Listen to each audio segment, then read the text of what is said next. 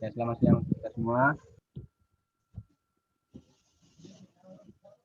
Baik, terima kasih untuk adik-adik yang luangkan waktu untuk kesempatan hari ini. Untuk hari ini kita akan membahaskan tentang materi gelombang bunyi. Namun sebelumnya, sebelum kita mulai, pertama dulu saya minta kalian satu orang untuk mengantarkan kita dalam doa.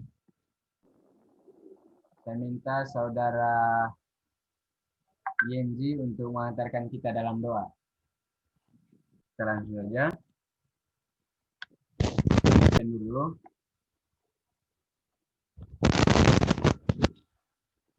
Yang pertama saya panggil satu persatu namanya, tolong dijawab ya. Yohana Apriana Lili Sareng.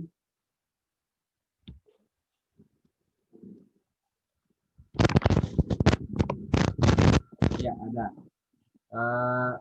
Erika Resi.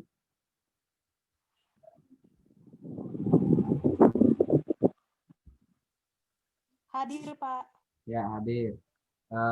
Vena Marita Sui.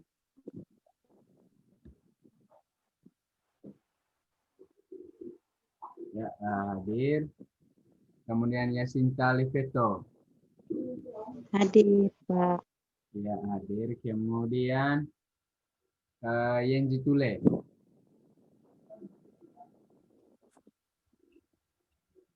Ya, hadir ya. Oke, baik. Hari ini kita tadi membahas tentang gelombang bunyi. Untuk adik-adik di sini, apakah pernah mendengarkan tentang gelombang bunyi? Pernah, Pak. Pernah, Pak. Oke, berikan contoh dulu. Kira-kira yang kamu tahu tentang gelombang bunyi itu seperti apa ya?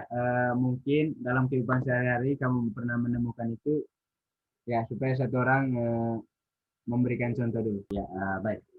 Di sini tentang gelombang bunyi.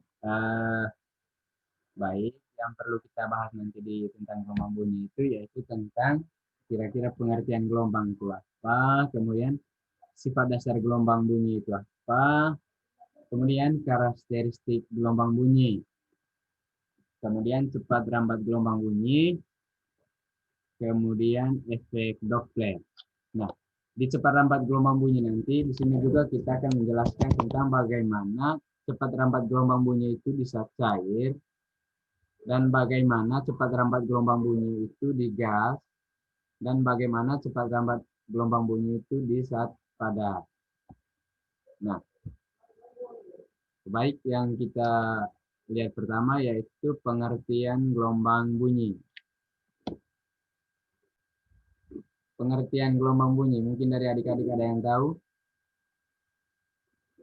Ya, Pak.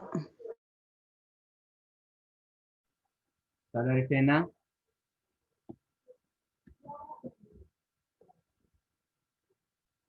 Baik, di sini adik-adik pernah mendengarkan bunyi mobil ambulans? Pernah, Pak. Pernah. Oke, pernah. Jadi Pak. kira-kira bagaimana adik-adik merasakan ketika bunyi itu mendekati ketika ambulan itu mendekati adik-adik dan bagaimana adik merasakan ketika ambulan itu melewati adik-adik atau menjauhi adik-adik? Kalau ketika ambulan mendekat itu dia punya bunyinya tuh semakin terdengar semakin besar. Tetapi kalau misalkan ambulannya semakin menjauh, bunyinya itu terdengar semakin kecil, begitu, Pak. Supaya cepat kita lihat saja ya.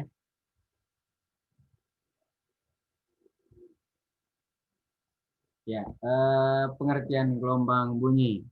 Gelombang bunyi itu secara umumnya itu adalah sebuah suara ya atau suara suatu gelombang longitudinal yang merambat melalui suatu media. Nah, gelombang bunyi itu suatu gelombang longitudinal yang merambat melalui suatu media. Kira-kira siapa yang bisa sebutkan dulu? Kira-kira media yang bisa dirambat oleh gelombang bunyi itu kira-kira media apa saja?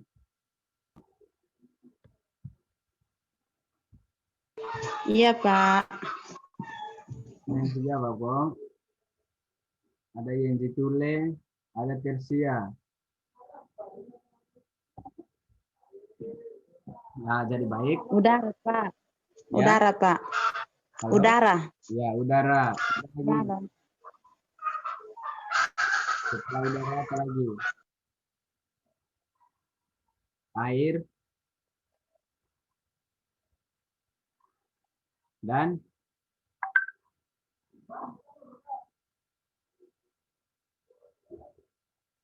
ya, suara dengar jelas. Suara dengar jelas kan? Adik-adik, untuk suaranya dengar jelas. Ya, baik. Jadi di sini kita mau lihat kira-kira syarat terjadinya gelombang bunyi. Yang pertama itu adanya sumber bunyi.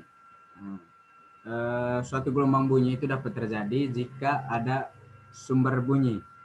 Ya, sumber bunyi, banyaklah sumber bunyi, misalkan bunyi gitar, bunyi telepon, atau kamu teriak.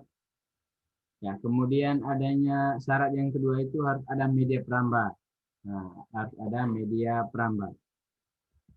Kemudian syarat yang ketiga itu harus ada alat penerima berupa telinga dan lain-lain sebagainya.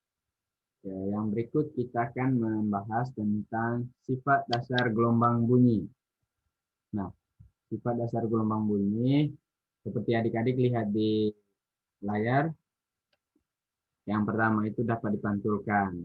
Kemudian yang berikut kita lanjut membahas tentang karakteristik gelombang bunyi. Halo, ada yang menjelaskan?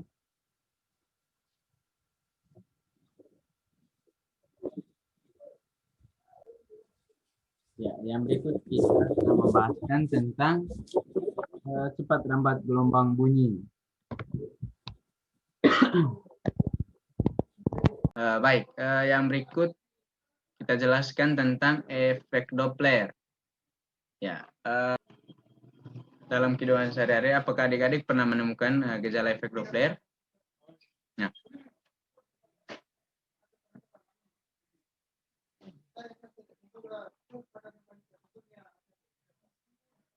jalan saja.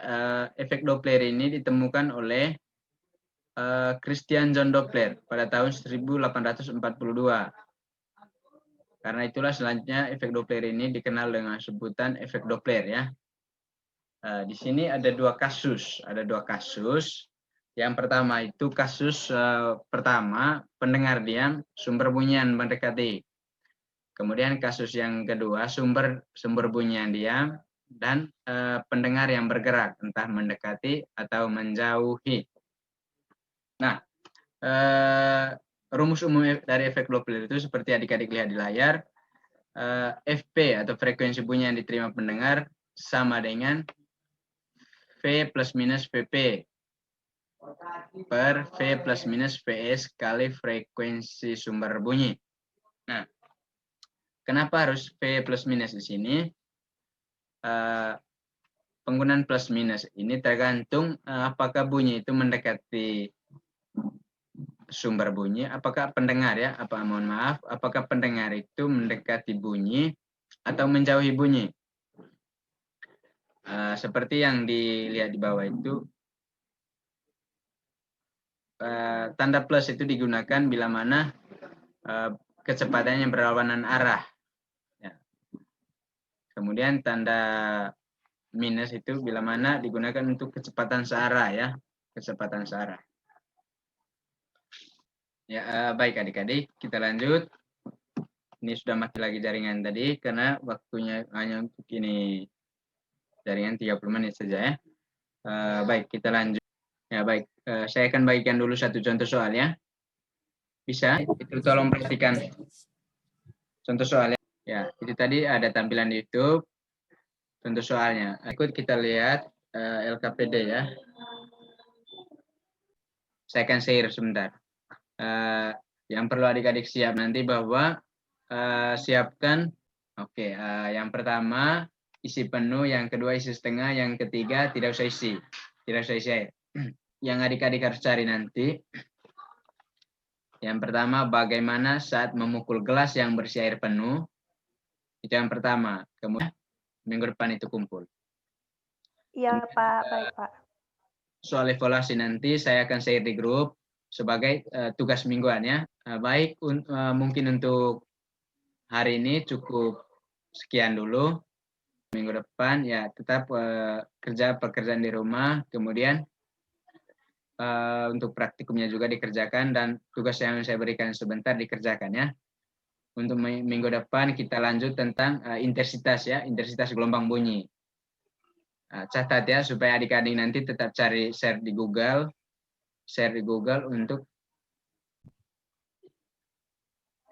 sebelum kita akhiri untuk pertemuan hari ini. Saya minta satu orang menyiapkan doa. Ya, Ririn Sareng. Baik, untuk